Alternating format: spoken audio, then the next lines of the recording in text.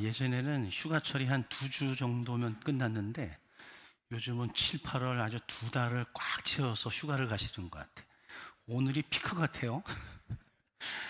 또 오늘 저녁부터 비가 많이 온다고 그러네요.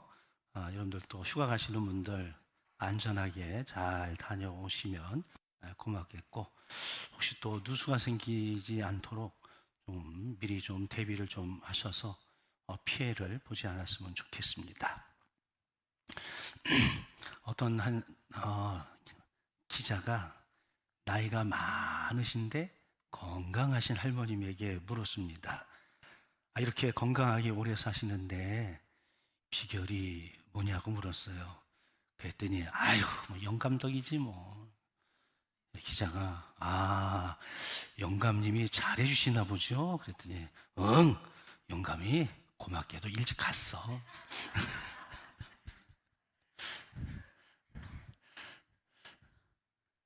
제가요 이거 듣고 이렇게 웃었거든요. 근데 생각해보니까 웃을 일이 아닌 것 같아. 남자분들 웃을 일이 아닌 것 같아요. 잘하십시다. 아멘을 안 하네. 그런 존재가 되면 안 될 거 아니겠어요? 속색이지 말고. 제가 왜 이야기를 먼저 꺼냈냐면 어떤 책이든 어떤 글이든 어떤 상황을 보든 그걸 통해서 깨달음을 갖는 사람이 있고 그냥 웃어 넘기는 사람이 있어요. 그런데 이 어떤 상황에 대해서 뭔가 캐치하고 거기에서 깨달음이 있는 사람들은 언제나 항상 그런 모습을 보여줘요. 왜 그런가 봤더니 들으려고 하는 마음이 있더라고요. 그래서 누군가에게도 배우려고 하고 들으려고 하는 마음이 있다 보니까 그냥 어린아이가 지나가면서 툭 던진 말인데도 그게 마음에 와 닿을 때도 있더라고요.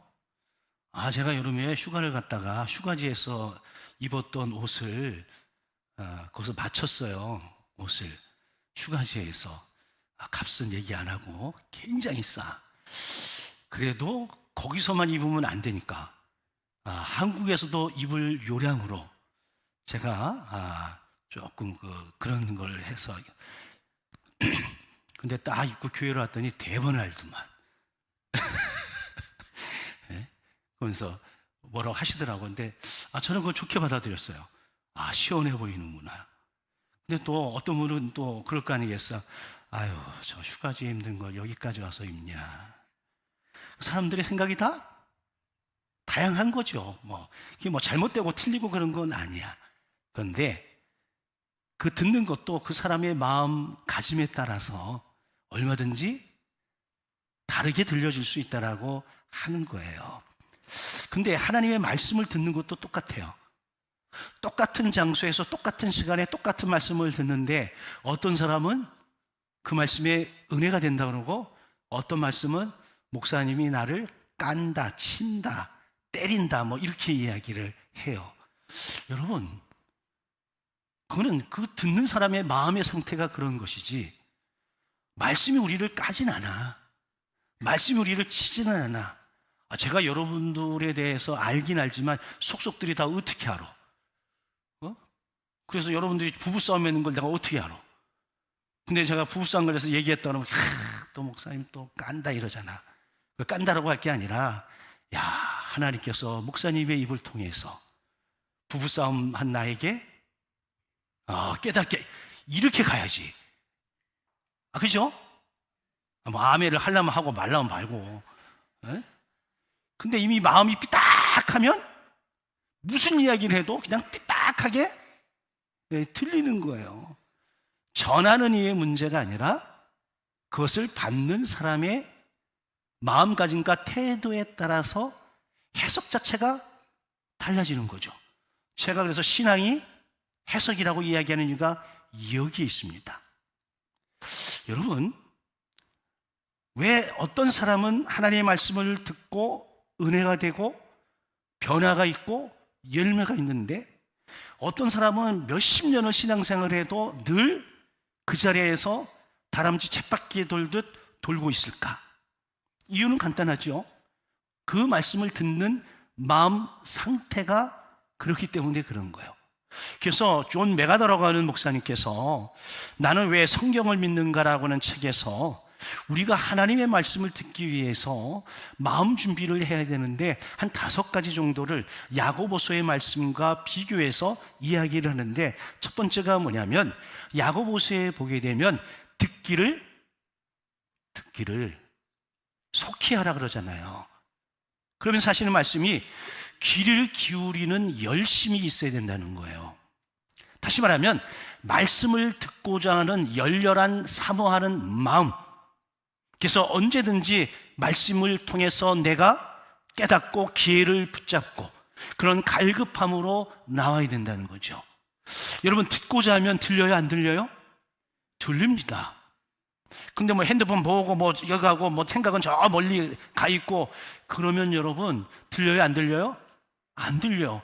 그런 분들이 꼭 예배당 밖에 나가서 딴 얘기해. 두 번째는 겸손히 배우는 태도예요. 야고보서는 말하기는 더디하라죠. 이 본문 말씀을 가지고 이 메가더 목사님은 뭐라고요? 겸손히 배우려고 하는 태도가 필요하다는 거예요. 여러분, 가르침을 받을 때 겸손하고 가만히 배우는 자세를 이야기합니다. 의사 앞에 가가지고 내가 AI에 물어봤는데 이건 이렇고 저건 저렇대요. 그러면 의사가 뭐라 그럴까요? 아유, 잘하셨어요. 그럴까요? AI한테 가세요. AI한테 물어봤다 하더라도 여러분 그냥 가만히 의사 선생님이 말씀하시면 듣고 또 처방을 따르고 그러면 될 텐데 그러지 않아. 그리고 이런 분들이 변명이 많아. 그리고 자기 의견이 많아. 순종의 마음으로 말씀을 받아들이지를 않아요. 여러분 가운데 좀 말 좀 잘한다고 생각하시는 분들 있죠? 내가 그래도 말은 잘해. 그분들을 조심해야 돼. 내가 말이 많은 건 다른 사람의 이야기를 듣고자 하는 마음이 없는 거예요. 제가 많은 회의를 가보고 때로는 제가 회의도 주관하는데 보면은 들으려고 안 해. 제가 오쭉 답답하면 제가 약간 좀 톤을 높여서 제발 좀 들어요. 이렇게 얘기할 때가 간혹 있어. 여러분 제발 좀 들으세요. 자기 말만 하지 말고. 우리는 내 말이 옳다라고 생각할지 모르는데 여러분 내 말이 옳은 게 별로 없어요. 제가 항상 얘기하죠. 이것이 실제인지 느낌인지 생각인지. 여러분 느낌과 생각은 실제가 아니잖아. 근데 우리는 느낌과 생각도 뭐라고 생각해? 실제라고 여기고 이야기를 해요. 근데 따지고 들어가면 아니야.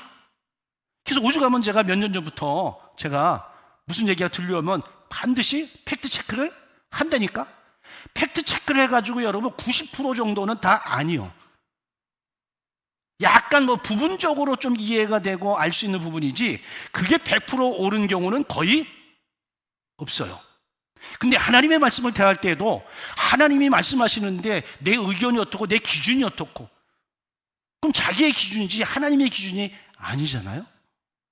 세 번째, 온유하고 순종적인 마음. 이거 뭐냐면 성내기도 더디하라는 겁니다. 말씀을 들을 때 때로는 말씀이 내게 찔림이 있을 때가 있죠. 그렇죠? 어떤 경우에는 말씀이 찔려서 좀 마음이 불편할 때도 있어. 근데 여러분 그 말씀이 내게 찔려오고 내 마음을 불편하면 정말 그 말씀이 내게 필요한 말씀이야. 필요한 말씀인데 내가 자존심이 있고 내가 양심이 있고 내가 뭔가가 있어서 열등감이 있어서 그게 불편하게 느껴지는 거예요. 하지만 정말 내가 드려야 될 말씀이 바로 그 말씀이에요. 네 번째, 죄를 제거한 깨끗한 심령. 이건 더러운 것과 넘치는 악을 내버리라고 이야기를 하죠. 회개와 성찰을 통해서 마음의 죄를 씻어내는 것, 이게 중요해. 죄를 마음에 품고 있으면 하나님의 말씀이 귀에 들어오지를 않습니다. 이 죄악 때문에 말씀이 부딪혀서 튕겨 나가거든요.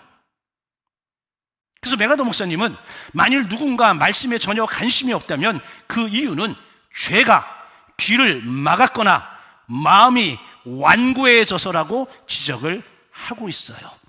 그래서 우리는 말씀을 듣기 전에 먼저 내 마음의 죄, 내 마음의 때를 벗어버리는 작업이 필요하다라고 하는 겁니다. 심리학자들은 이 부분을 설명을 이렇게 하더라고요.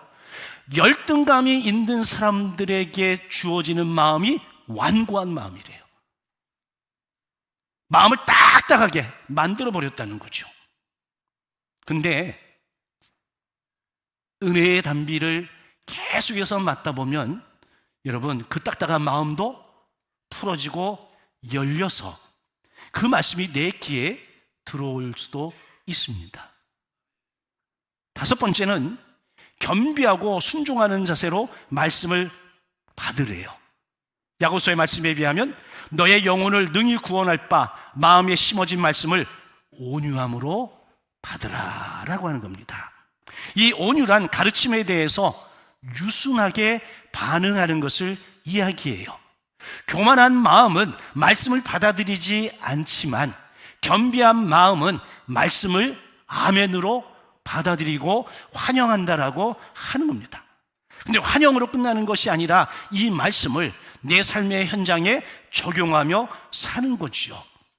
여러분, 오늘 본문 말씀에 나오는 이야기는 우리의 마음에 관한 이야기를 하고 있습니다.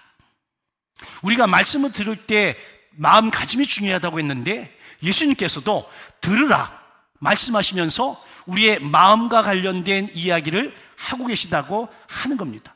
자, 그러면 우리가 하나님의 말씀을 들어야 되는 이유가 뭐냐라고 묻는다면 하나님의 말씀은 우리의 양식이기 때문에 그렇습니다.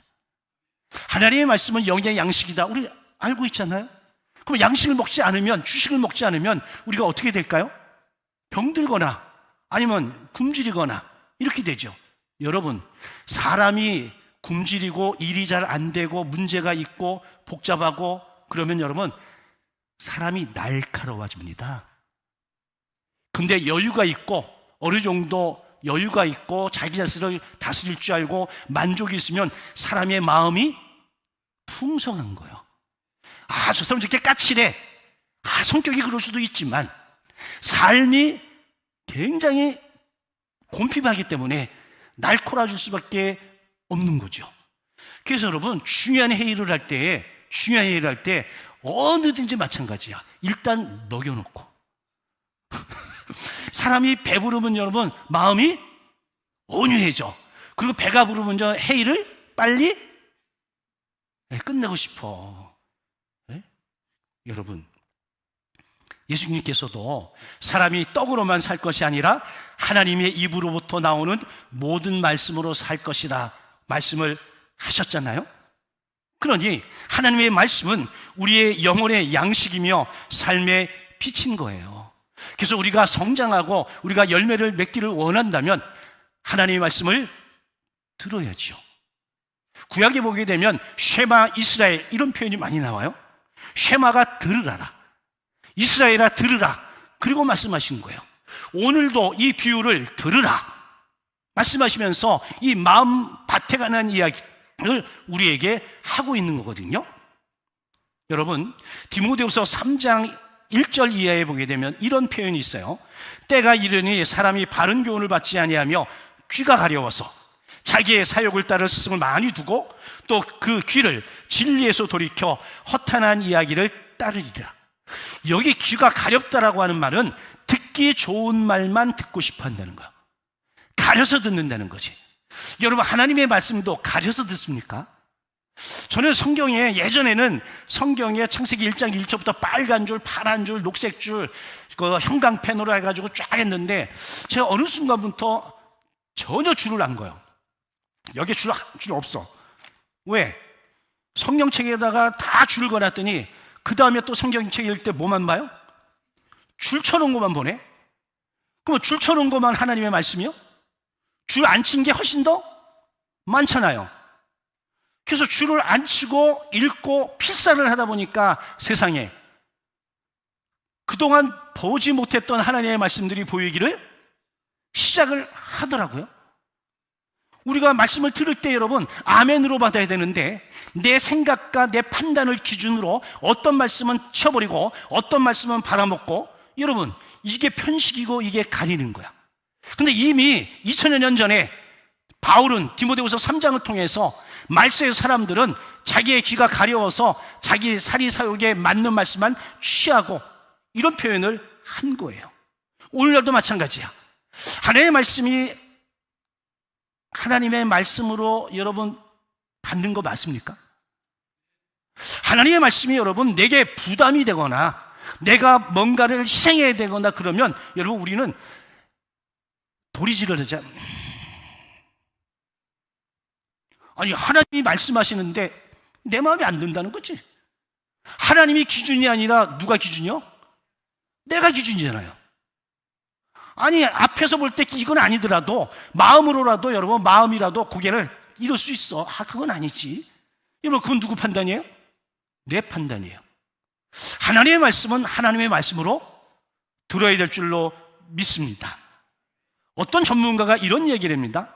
우리는 종종 듣지만 실제로 경청하지는 않는다. 우리는 듣고 싶은 것만 듣는 경향성을 지니고 있다. 이것이 인간이 가지고 있는 죄된 본성이에요. 하나님의 온전한 말씀보다 자기 욕심에 맞는 말을 더 좋아하기 때문이죠. 아담이 그랬고 하와가 그랬습니다.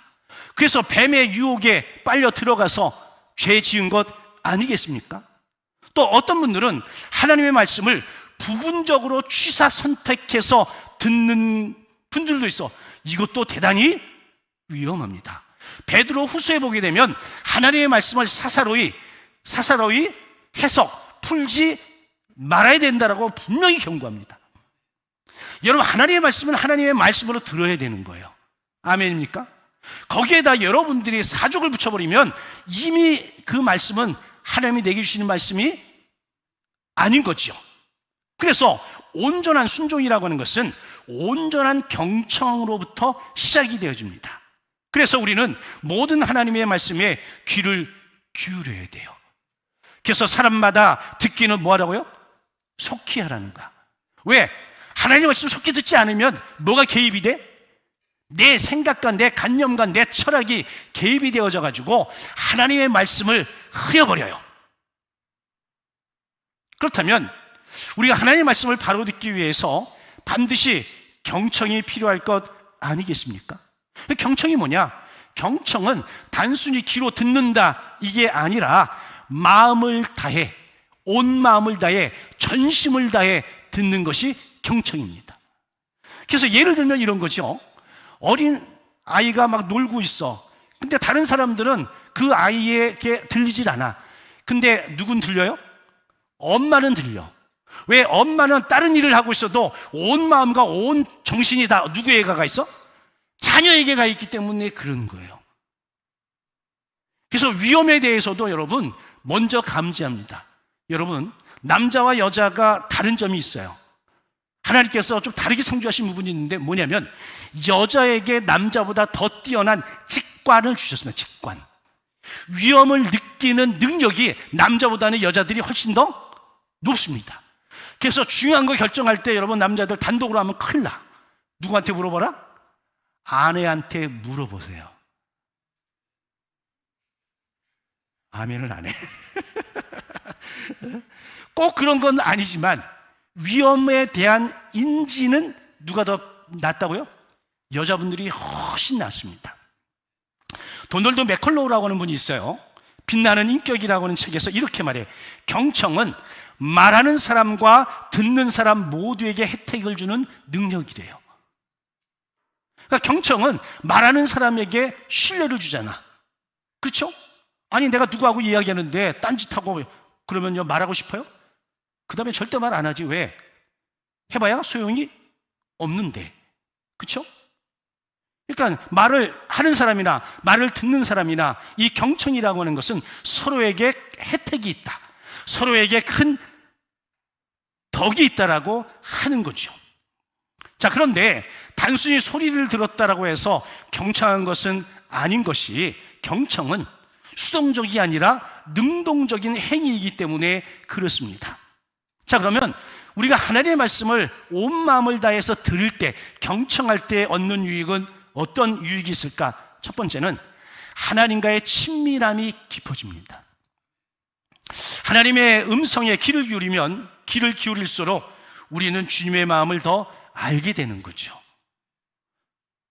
여러분, 부부가 오래 살면 이신전신 맞습니까? 네? 같이 어느 정도 살면 좀 알죠? 굳이 말하지 않아도. 네. 그게 왜 그래요? 친밀해져서 그러는 거예요. 우리가 하나님의 말씀을 듣고 순종하는 이 삶을 살다 보면 하나님의 마음이 읽어져요. 이 하나님의 마음이 읽어지다 보니까 계속해서 순종하는 삶을 살고, 그러니까 하나님과 친밀하고 하나님과 동행하는 거죠.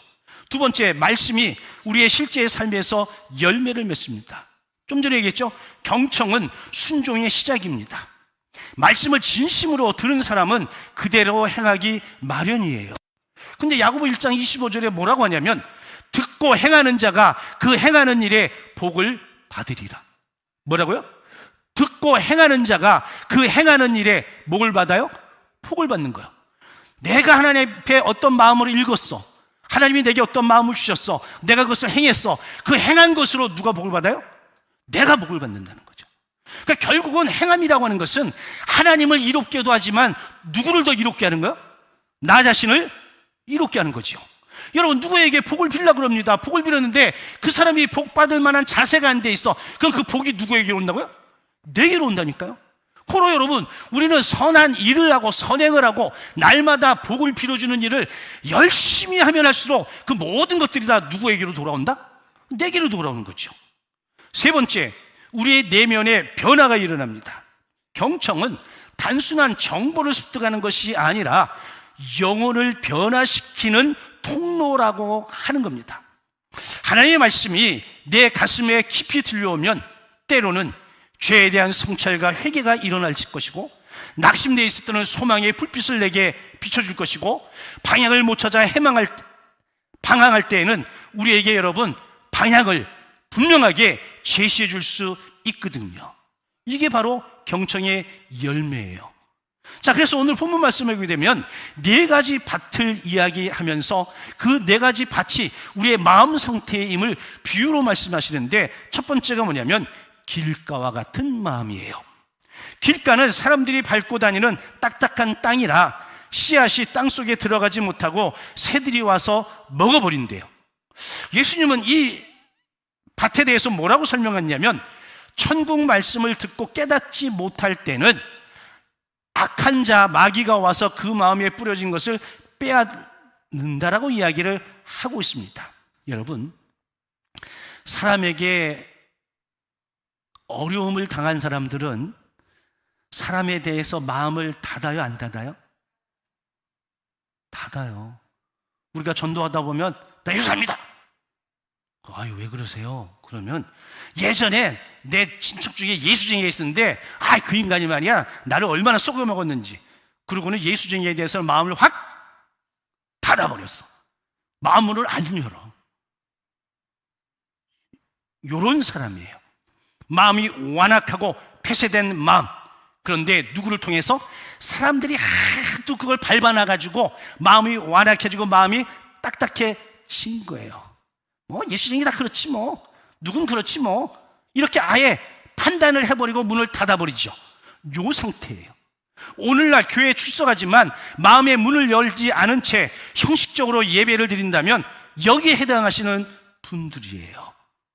때로는 우리의 마음도 세상의 사람들과 문화의 영향으로 굳어질 때가 있다 없다? 있습니다. 예를 들어 볼까요? 극자와 극우는 서로에게 뭘 닫아버렸어요? 말을 안 하지. 마음을 아예 닫아버렸어. 옳고 그름이 없어요. 우리는 나 아니면 다 적으로 돌려놨어.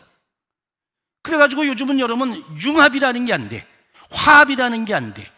예전에는요, 정치를 해도 막 피tin하게 싸우다가도요, 그 끝나고 나면요 서로 다 했어요. 근데 요즘은 한 번 왼수는 죽을 때까지 왼수요. 인격이라는 것도 없습니다. 배려라는 것도 없어. 그러니 여러분 열매가 있어요, 없어요? 열매가 없는 거예요. 예레미야 4장 3절에 봤더니 하나님께서 너희 묵은 땅을 갈고 가시덤불에 파종하지 말라. 묵은 땅은 어떻게 돼요? 갈아 엎어야 합니다. 갈아엎지 않고 거기다 계속 심어봐야 여러분 아무 일도 일어나지를 않습니다. 그래서 여러분, 우리는 하나님의 말씀을 받을 때에 우리가 그 10년, 20년 신앙생활을 했음에도 불구하고 도무지 마음이 열리지 않는 분들은 이건 우리가 할 수 있는 게 아니야. 누가 하셔야 돼요? 성령이 하셔야 돼요. 그러니까 성령께 날마다 기도하셔야 됩니다. 내 마음을 부드럽게 해달라고. 두 번째, 돌밭과 같은 마음이에요. 흙이 얕은 돌밭에 씨가 떨어졌어요.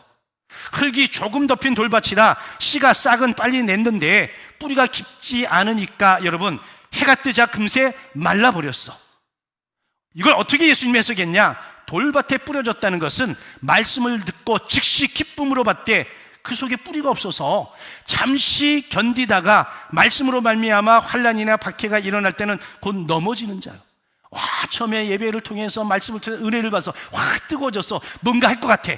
근데 뭔가 조금 하다가 누가 이러고 저러고 해서 좀 마음이 불편해지면 때 에이씨 안 해. 요게 욕이라. 네? 여러분, 이 돌밭 마음은 처음에는 열정적으로 말씀을 받아들이는 것 같았어요. 그런데 신앙의 뿌리가 깊지 못하니 더위가 오고 바람이 불고 병충해가 오면 그냥 다 죽어버리는 거예요. 오늘날 예배를 통해서 감동을 받을 때는 눈물도 흘리고 뜨겁게 아멘 하지요. 근데 돌아서 저 문만 열고 나가면 다른 마음이 생겨서 여기서 하나님께 했던 결단은 다 잊어버린다면 그 사람의 마음이 바로 이런 마음밭이라고 하는 겁니다. 겉보기에는 신앙이 있는 것 같은데 내면에 뭐가 없어요? 뿌리가 없는 겁니다. 이런 분들은 말씀을 감정적으로만 받아들이는 거예요. 깊이 묵상하거나 결단하지 않기 때문에 뿌리를 깊이 내릴 수가 없는 거예요. 이런 분들이 좋은 밭으로 바꾸려면 땅을 파서 돌을 제거하고 흙을 거기다 더해야 좋은 열매를 맺을 수 있는 것처럼 우리는 날마다 하나님 말씀 앞에 내 자신이 드러나고 이걸 성찰하고 회개하고 그리고 하나님의 은혜로 날마다 덮는 작업이 이루어져야 우리의 마음밭이 좋은 밭으로 바뀔 수가 있는 거예요.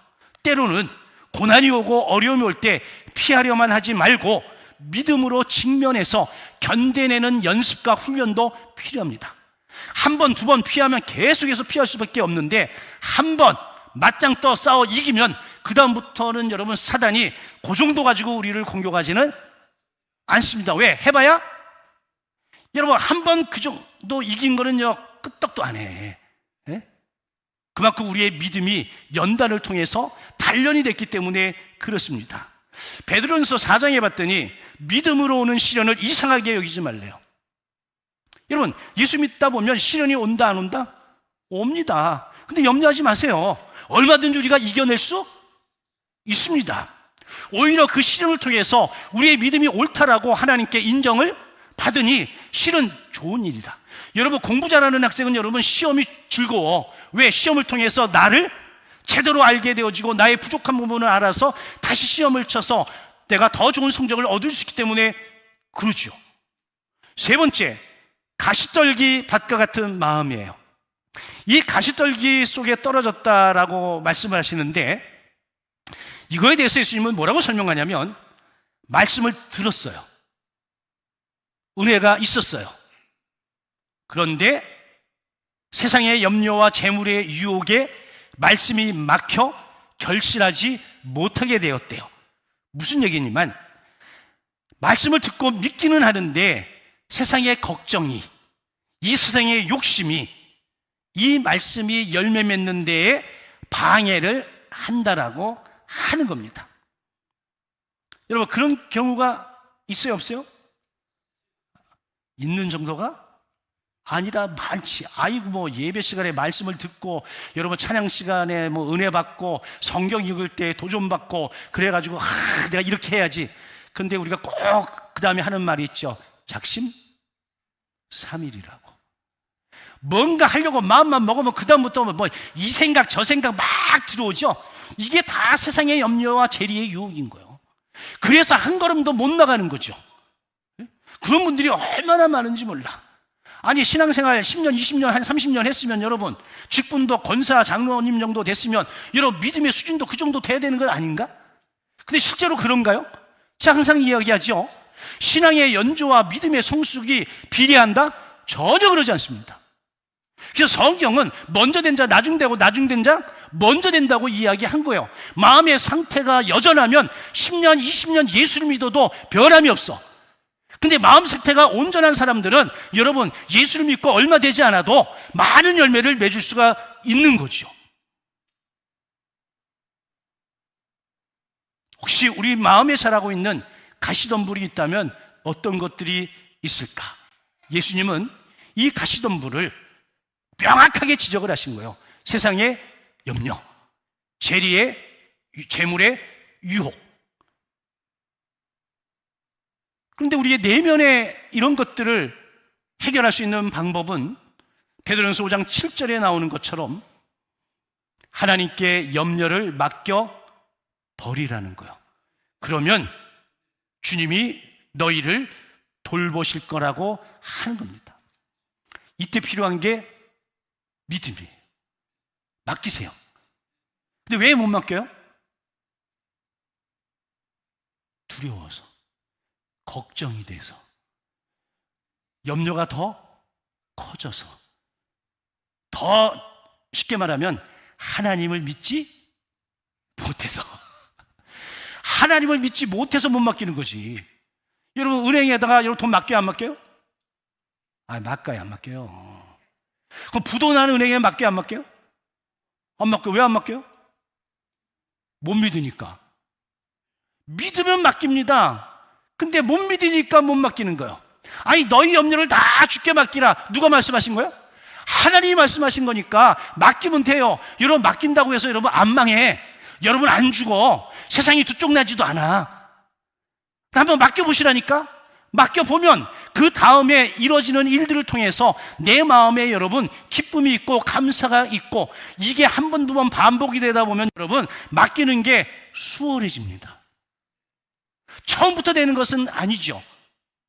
조금씩 조금씩 늘려가야 된다라고 하는 겁니다. 자, 그렇게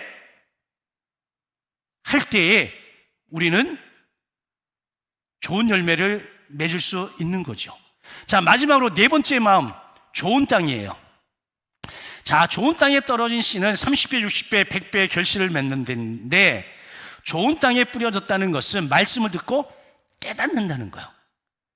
그래서 결실하여 어떤 것은 100배, 어떤 것은 60배, 어떤 것은 30배가 되느니라 이렇게 말씀을 하셨습니다.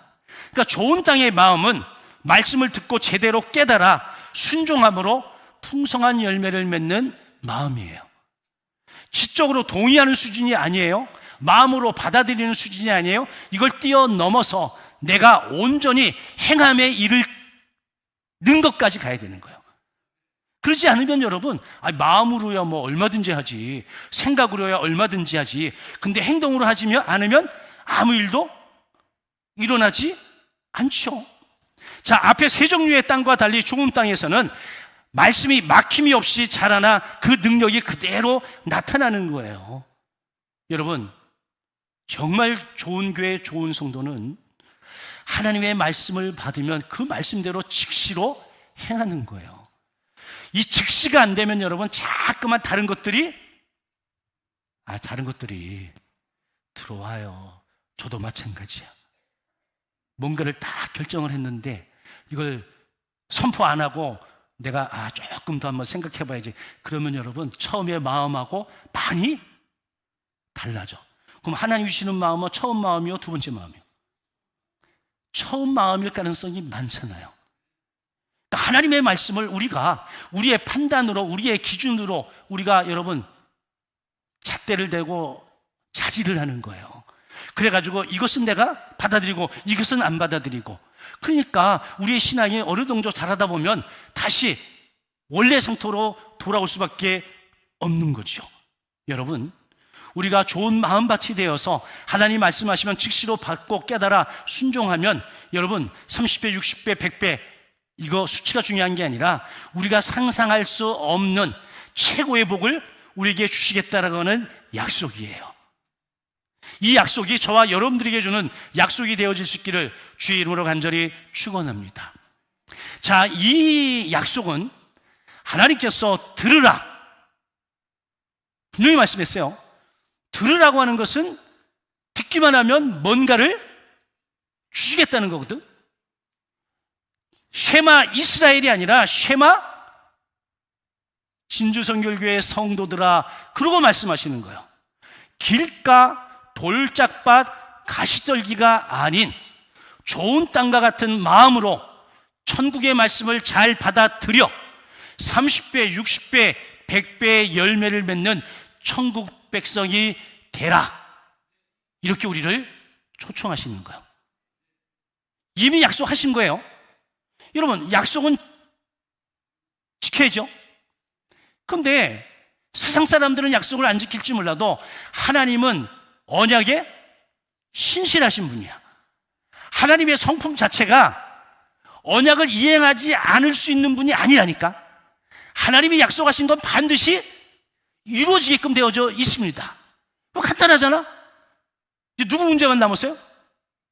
나만 남았어. 내가 순종하기만 하면, 내가 결단하기만 하면, 여러분, 우리가 옛날에 같이 따놓은 당상이라고. 아니, 이미 하나님께서 주실 거 다 예비되어져 있는데 내가 그것을 받아들이지 못해서 내 것이 안 되는 것이지, 내가 순종하고 따르기만 하면 여러분 다 우리에게 뭐가 된다? 복이 되는 거예요. 근데 보실래요? 내가 복을 받으면 나만 복을 받아요? 내 주변에도 복을 받아요? 그죠? 내 주변에도 복을 받죠. 저도 하나님 말씀에 순종하는 삶을 이렇게 살다 보면 제가 예기치 않은 사람들을 통해서, 일들을 통해서 하나님이 은혜를 부어주심을 경험할 때가 굉장히 많습니다. 그때 사람들이 그래요. 목사님 인복이 있대. 여러분, 그 인복이 있는 게 아니에요. 내가 그동안 그만큼 뿌리고 심은 거예요. 근데 그게 하나님의 때가 돼서 걷어지는데 나만 걷어들인 게 아니라 그것이 내 주변에 있는 사람들에게도, 우리 성도님들에게도 고스란히 임한다, 안 임한다? 임하는 거예요. 그래서 여러분, 나 한 사람이 하나님 말씀에 순종해서 복을 받으면 나만 복을 받는 것이 아니라 우리의 가정이, 우리의 교회가, 내가 함께하는 모든 사람들이 뭘 받아요? 복을 받는 거예요. 예를 하나만 들고 마칠게요. 제가 신길교회 교육전사로 있을 때에 신원 에베네셀의 박성철 장로님이 교육위원장 장로님이셨어요. 근데 이분이 그래도 대기업이라고 해야 되나? 하여간에 기업을 하시는데 정말 주의 일을 열심히 하셨어요. 정말 주의 일을 열심히 하셔가지고 하나님이 복을 주셔가지고 그 교회에 있는 애지간한 분들은 전부 다 그 박성철 장로님 회사에 하청을 맡았어. 그래서 그 박성철 장로를 딱 잡아가지고 연관된 사람 딱 끌어올리면 600명이 올라와. 놀라지도 않아? 예? 쫙 찍어대니까 연관된 사람이 600명이 올라온다니까. 하루는 제가 우리 중등부 선생이요, 청년이었어. 저희가 그때가 7시 예배가 일부 예배인데 일부 예배를 나오더라고. 보통 청년들이 일부 예배 안 나오고 힘들어서 그 일부 예배를 나와서 그때 맨 앞자리에서 예배를 드려요. 그래서 대단히 열심히 드린다 그랬더니 이 친구가 뭐랬냐? 이거 전도사님 그게 아니고요, 우리 회장님이 성가대석 맨 앞에 앉아 있어가지고 제가 얼굴 도장을 찍으려고 했는데. 그래서 제가 그랬어. 그래도 괜찮다. 그죠? 그런 마음이라도 먹었으니.